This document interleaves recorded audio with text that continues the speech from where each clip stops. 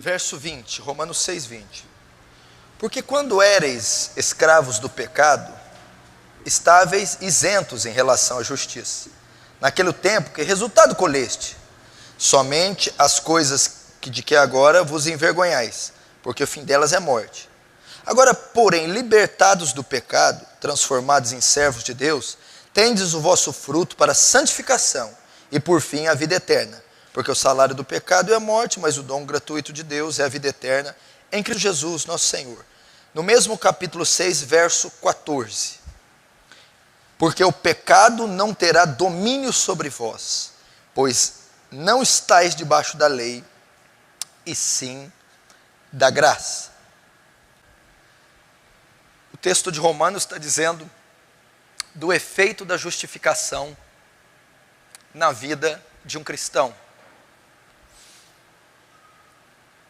Ele é perdoado do seu pecado, ele é considerado justo diante de Deus, e depois disso ocorrer, começa o processo de santificação nele, findando com a glorificação, que é o que nós lemos, a vida eterna. E o texto que eu li do 14 diz que o pecado não terá mais domínio sobre vós. Então é uma carta que está sendo dirigida para um povo cristão. Então esta declaração, ela não abrange todas as classes de pessoas.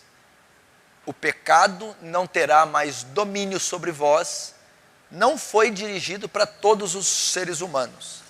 É só para uma classe que esse versículo se cumpre. E qual classe que é? A igreja de Cristo em Roma, para os cristãos, para o povo de Deus, para os salvos.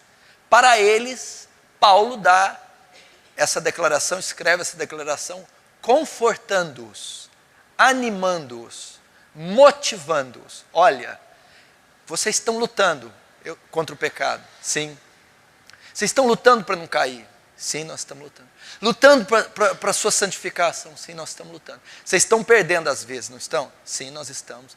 Vocês estão caindo às vezes, não estão? Sim, nós estamos. Vocês levantam às vezes? Levantamos. Depois caem de novo, não caem? Caímos. Vocês se deparam com o pecado todo dia, não se deparam? Nos deparamos. É triste? É muito triste, Paulo. Dói? É muito dolorido. Mas eu vou dizer alguma coisa para vocês. Ele não terá mais domínio sobre vós. Talvez você esteja aqui e você é um crente sincero, piedoso, verdadeiro.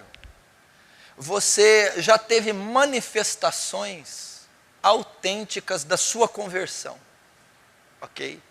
Você deve se lembrar a primeira vez que você foi evangelizado. Você deve se lembrar o dia da sua conversão, aquele dia que o evangelho alcançou você, que a graça alcançou você. Você se quebrantou, se arrependeu dos seus pecados e aquele dia você se converteu. Mas passado algum tempo, o evangelho lhe fez algumas promessas concernentes ao seu pecado. E você viu que após a sua conversão, essas promessas não se cumpriram como você esperava, com relação a esse texto. O que eu estou dizendo? Quando você se converteu, o que eu quero dizer?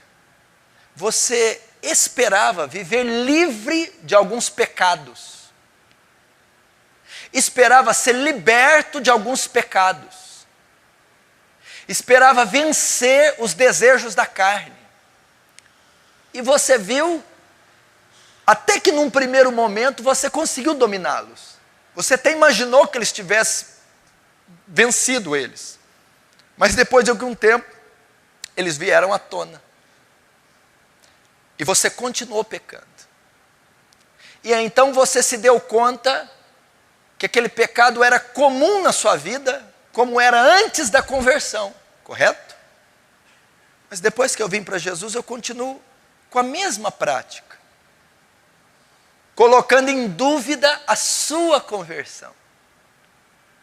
Você talvez duvida da sua conversão por conta daquela prática.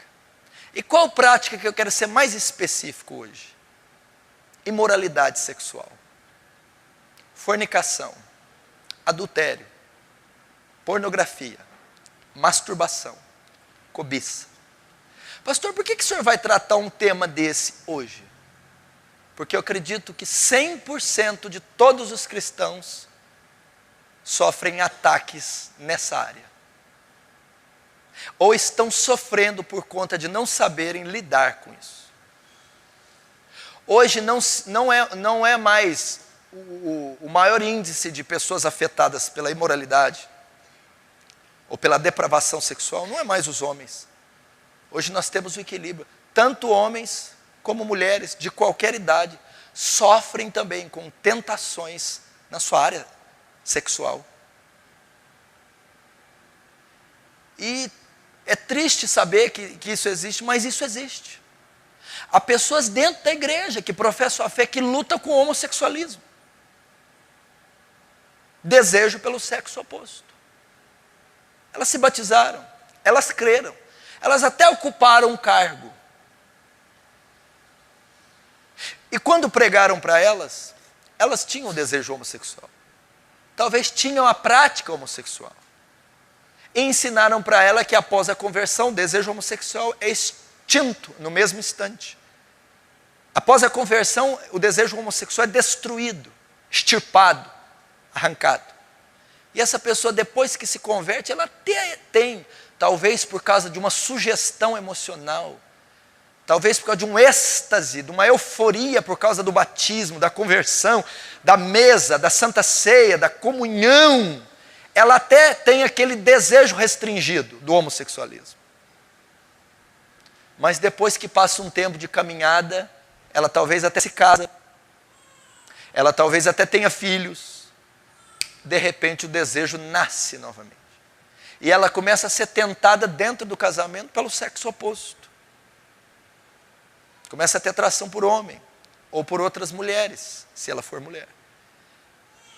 E apesar de ser um homem ou mulher honestos, fiéis aos seus cônjuges, à sua fé, se for solteiro, a pessoa que quer se preservar pura, quando ela se dá conta que o desejo ainda está nela,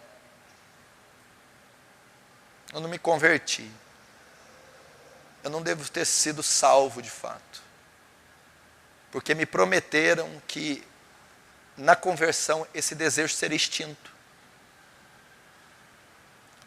Outros lutam com a pornografia, o desejo compulsivo pelo prazer ilícito, pornografia, cobiça, desejos sensuais que acumulam na mente pensamentos imorais. Pessoas que são atacadas, bombardeadas de dia e noite por esses pensamentos. Seu cérebro é uma montanha de luxúria, de sujeira. E eles estão dentro da igreja e sofrem esses ataques, pensamentos, desejos, cenas, fantasias, das mais absurdas e até bizarras, sofrem. Pessoas que sofrem com o vício da masturbação, solteiros, que para aliviar a tensão sexual que chega a dar estresse, insônia, ansiedade, ira, precisam se masturbar para aliviar a carga emocional, a tensão sexual, cometendo pecado. Estão há anos, dias, meses, brigando, lutando com essas práticas, com esses desejos que começam na mente.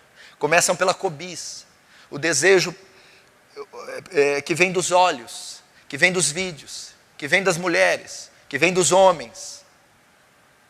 E essa cobiça, esse desejo desenfreado para olhar o proibido, acumula imagens.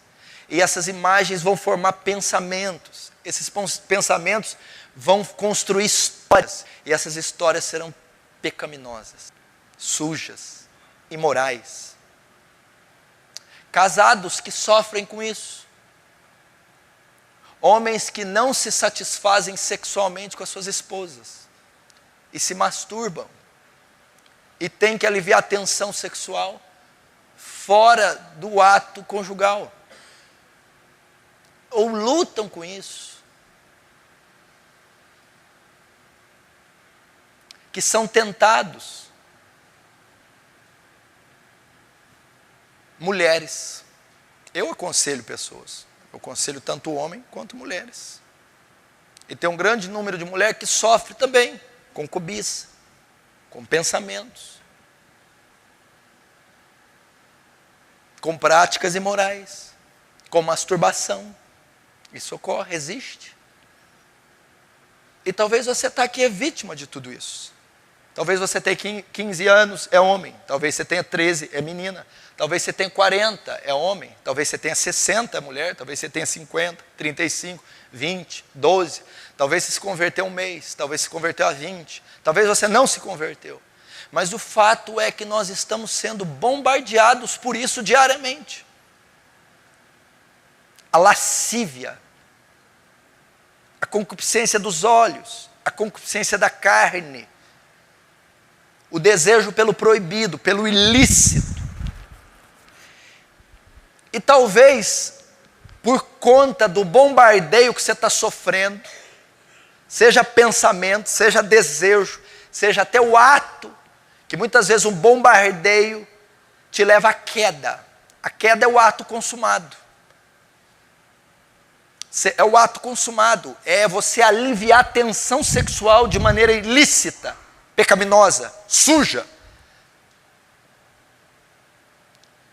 Isso te leva a pôr em xeque sobre a sua conversão, te faz sentir um monstro, uma criatura imunda, uma criatura suja, uma criatura não amada, uma criatura indigna, uma criatura que não tem paz. Se tem uma área que isso afeta, principalmente a imoralidade sexual, todos os pecados de algum modo nos afetam. Mas a imoralidade sexual e todos esses tentáculos dela, se tem algo que afeta, que nos perturba, é que tira a nossa paz. É um conflito interno tão denso, tão intenso, tão devastador, que só quem passa para falar.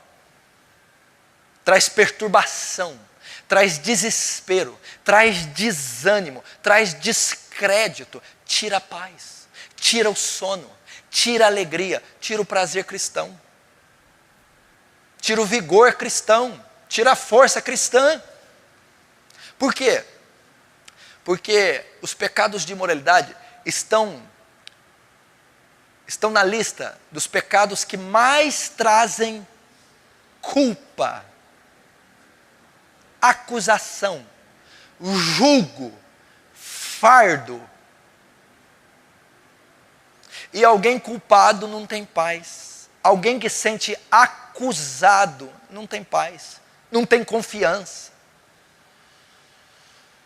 não tem segurança, não consegue dormir bem, não consegue desfrutar da graça de Deus, do amor de Deus, do santo evangelho. Talvez você entrou que você é esse moral,